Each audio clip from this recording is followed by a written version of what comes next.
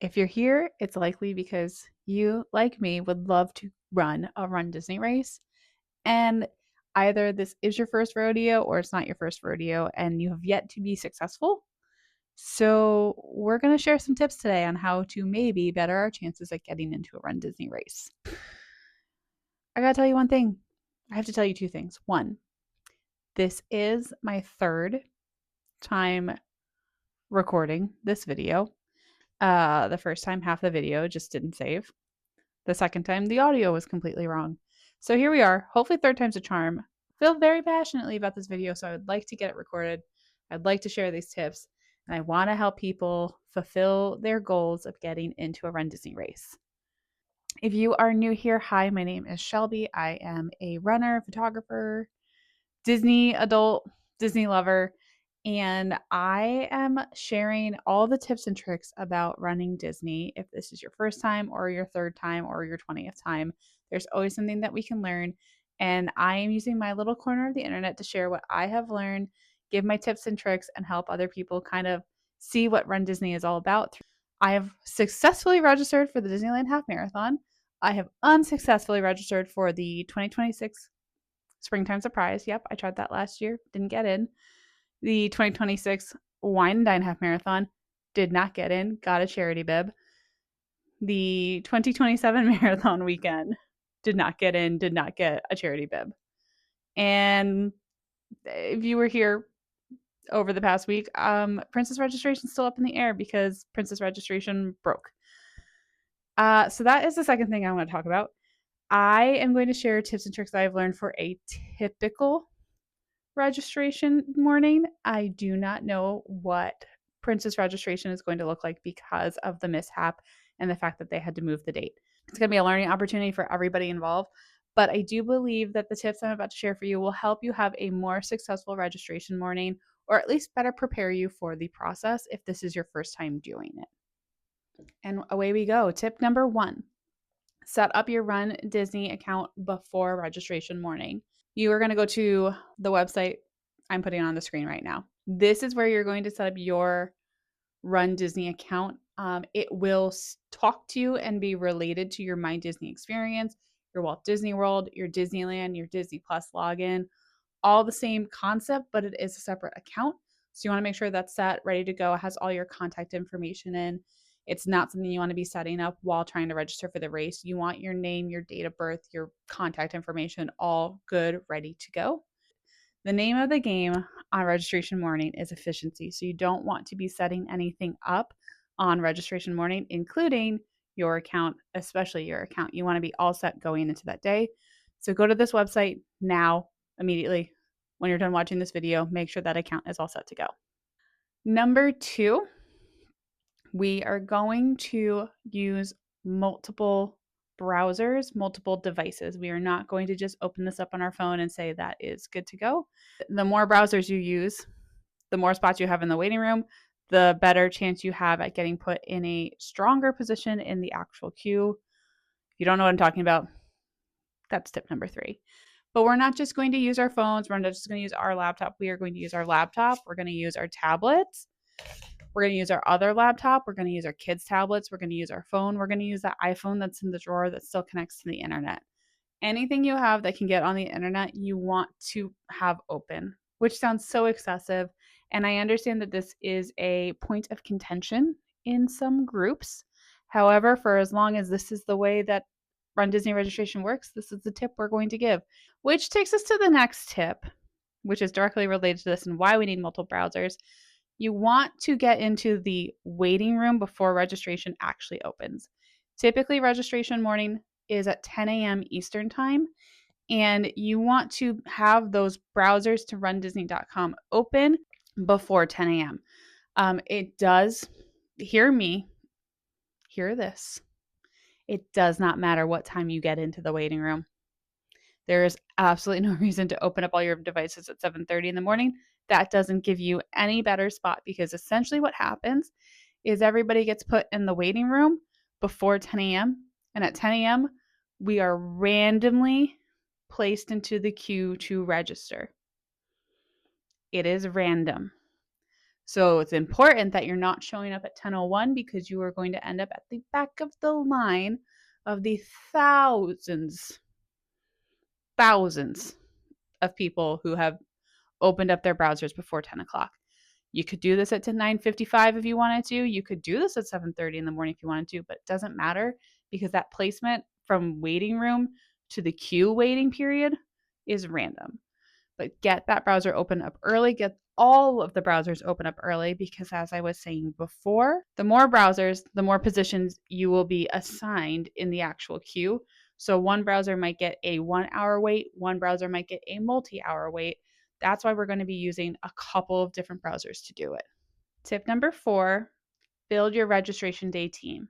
If you're someone who gets that 15-minute wait, 30-minute wait, 1 hour wait, and you do get into the registration period before the race sells out, you have the opportunity to register for more than just yourself. The races can still sell out while you are registering, but likely there's a chance that if you got fast fingers, you can put yourself in, you can put your best friend in. I'm not saying show up with a softball roster. We're not registering 10 people.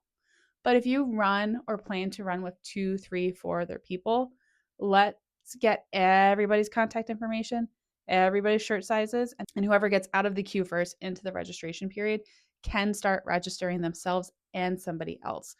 So that way you can kind of work together to get the registrations you're looking for. So I understand that there's this concept that people think that someone's going in there registering 20 people. If they are, all the power to them. I don't think that's happening. But I do think it's okay that if you have a running group that you want to do these races with, if you get into the period of registering, you can register for them. So build a registration day team, find people who wouldn't mind opening up that screen for you. And if they get through, make sure they have your information or you are sitting right next to them so that you can register for the race. Tip number 5, if you get from that waiting room to the queue to actually into the registration process, do not hesitate. It is go time. It is time to register for the races. So you need to go into this process knowing exactly what you're registering for, what your priorities are, who you're registering for, what races can you not miss out on, what races can you wait on. Time is still of the essence. Once you're in the registration window does not mean that you're guaranteed those races. They're still possibly selling out while you're typing your information and while you're clicking the buttons. So if you get into that window, it is go time, it is registration time, it is have everything ready to go. Don't hesitate. It's important going into registration morning, knowing what order of operations to follow while you're registering if you are someone who is doing more than one race. If you are, what I have seen from the 3 races I have not gotten into, I will tell you that typically the challenge bibs, the 2, 3, 4 race challenges that you can register for the weekends will sell out quickly, and the 10K race will sell out quickly. That is probably the most popular distance of a Run Disney race. So that one's going first. If you get into registration, it is time to register and don't get distracted. Get it done. How many times can I change my hair while we chat? A lot, because it's a bad habit. Tip number 6. Yes, pre-order your merch. No, don't worry about it on registration morning, especially if you're trying to get a lot of things done.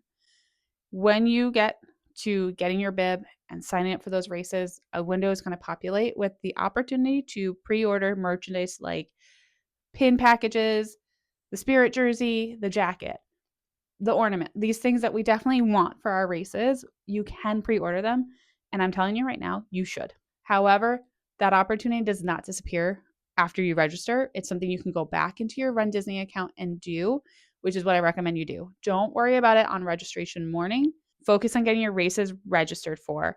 And then when the calm is settled, maybe when the next paycheck has hit the bank account, you can go in and place your pre-order for any merch that you want to get. Definitely do this if you would be disappointed if you didn't get one of those items because these expos are heartless. It's really hard to get merchandise at expos these days. So I would recommend doing your pre-order, but you don't need to worry about it right now. Okay, I only have one more tip. You guys aren't going to like it. Here's the last tip. There's only so much you can do. You can follow all of these tips. You can find all the tips and tricks on the internet. You can want to run this race so bad, but the races will sell out and you might not get in. And I understand the many emotions of that reality. I understand the frustration of not being able to do something you want to do, the disappointment of not being able to run a race that looks like so much fun and you see everybody else getting bibs. Why couldn't you get a bib? I get it. I couldn't believe that I watched 3 race weekends sell out before I could register for them.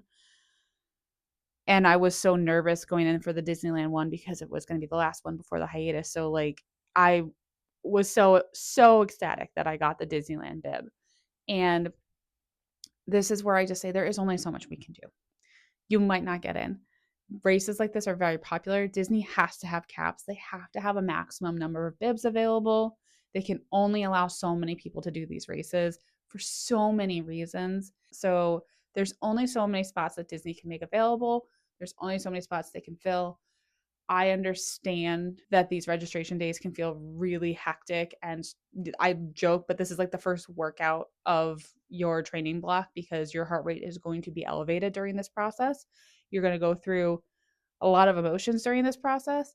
And at the end of it, the last emotion might be disappointment because you didn't get into the race. But lotteries are hard to get into too. This is not just a Run Disney thing. A lot of the major marathons are hard to get into. These are just the best tips that I can give to better your chances, but it's still a chance. It's still a little bit of a gambling situation. There's only so much you can do in this instance to guarantee a spot. There are other ways to get a bib.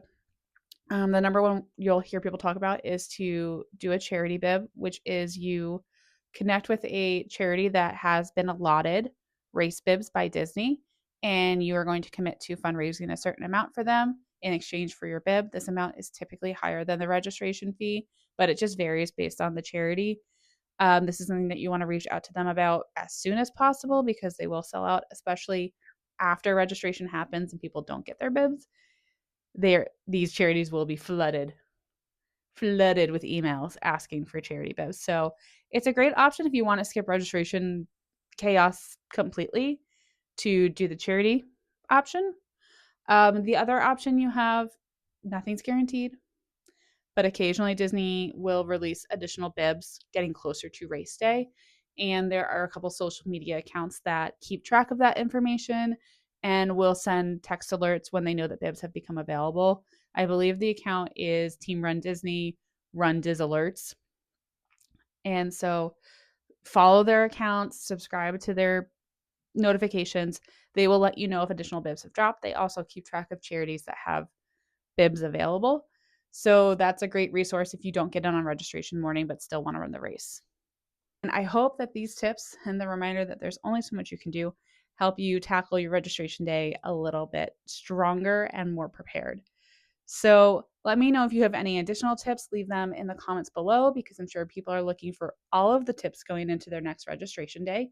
And besides that, be sure to like and subscribe because we are going to continue our series of So You Want to Run Disney. And we will have all the tips and tricks for everything Run Disney, including navigating the expo, race weekend, and even just some tips about training for long distance races in general. So thanks so much for being here, and I will see you all in my next one. Bye.